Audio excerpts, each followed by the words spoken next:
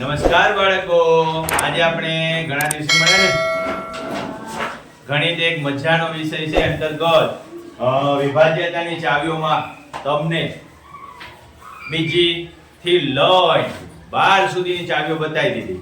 તમારા અભ્યાસક્રમમાં 7 ની ચાવીઓ નથી, 12 ની નથી, તોય બતાવી દીધી. તમને એક વધારાની ચાવી બતાવી દઉં ભાઈ, મજા આવશે. જો કઈ ચાવી છે? 13 ની ચાવી છે.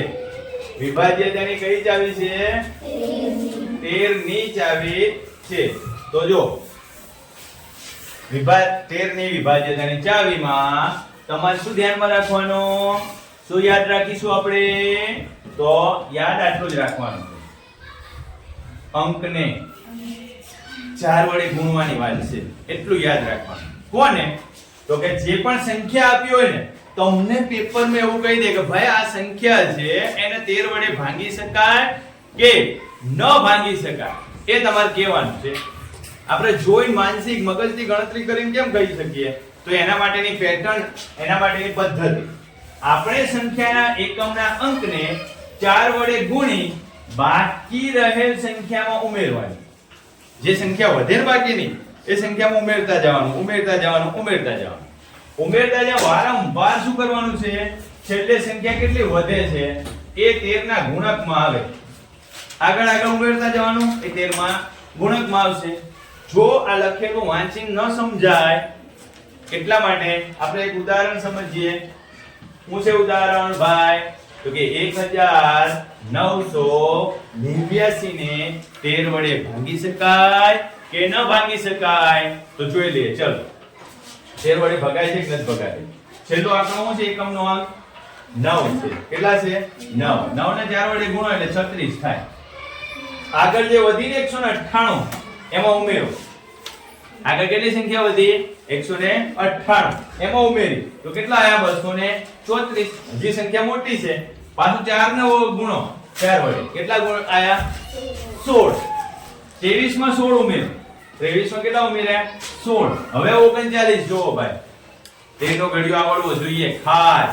મેં તમને પહેલેથી કહું છું કે જ્યારે પણ વિભાજ્યતાની ચાવીની વાત કરતા હોય ને, ત્યારે તમને ઘડિયા આવડવા જોઈએ. તો 13 ના ઘડિયામાં 13 13 13 2 26 13 39. તો આ 13 વડે ભાંગી શકાય છે, માટે આપણે કહેવાનું કે ભાઈ 1989 ને પણ 13 વડે ભાંગી શકાય. બરોબર? શું કર્યું? એક વધારાનું ઉદાહરણ જોઈએ. આપણે વધુ સારી રીતે સમજવા માટે એક વધારાનું ઉદાહરણ, એક કે બે ઉદાહરણ જોઈ લઈએ. જો શું કીધું તમને વ્યાખ્યામાં કે ભાઈ આપેલી જે સંખ્યા હોય, આ સંખ્યાઓ છે, આમાં તમને એવું કહેવા માંગે છે કે ભાઈ આ જે સંખ્યાઓ છે એને આપણે જોઈન કહી શકીએ કે આને હું 13 વડે ભાંગી શકું કે ન ભાંગી શકું. બરોબર? તમને આને 13 વડે ભાગી શકાય કે ન ભાગી શકાય? તો કેવી રીતે નક્કી કરીશું? તો લખો 50843. શું કીધું તું? એકમના અંકને 4 વડે ગુણી બાજુની સંખ્યામાં ઉમેરો. 4 તારી 12 ઉમેરવાનું કહે છે. તો સરવાળો કરો એટલે કેટલા થશે? હજી સંખ્યા મોટી છે, આને 4 વડે ગુણો તો 6 ચોક કેટલા થશે? 24. 9 ને 4 13 વિધિ 1 3. હજી સંખ્યા મોટી છે, આના કેટલા છે? 4 તારી 12 ઉમેરો, કેટલા થયા? 65. 65 શું છે? 13 વડે ભાંગી શકાય. 13 5 65 થાય.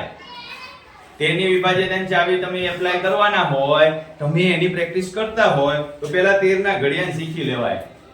તમને ઓછામાં ઓછા 10 સુધી 13 ના ઘડિયાના ગુણક, 13 ના ગુણક આવડવા જોઈએ. બરોબર? હવે જો એક બીજું ઉદાહરણ બતાવી દો. એક બીજું ઉદાહરણ લઈ લઈએ. ચલો, કેટલા છે? 80600 છે. 80600 છે ભાઈ. એકમનો અંક 0 છે તો 0 જ આવે, પાછો 0 છે તો હજી 0 આવશે. અહીંયા 6 છે, 6 ચોક 24, આમાં 24 ઉમેરો એટલે 104 થયા. હજી ચોકે ચોકે 16 એટલે કેટલા થયા? 26. 13 દુ 26 આવી ગયું. તો આ સંખ્યાને પણ 13 વડે ભાંગી શકાય. હજી એક સંખ્યા લઈએ 98000 નહીં 89167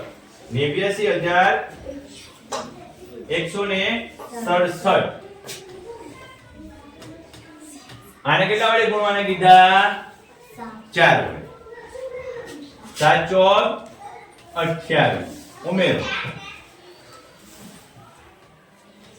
કેટલા વડે ગુણવાના કીધા એકમના અંકને 4 ચોકે ચોકે 16 ઉમેરો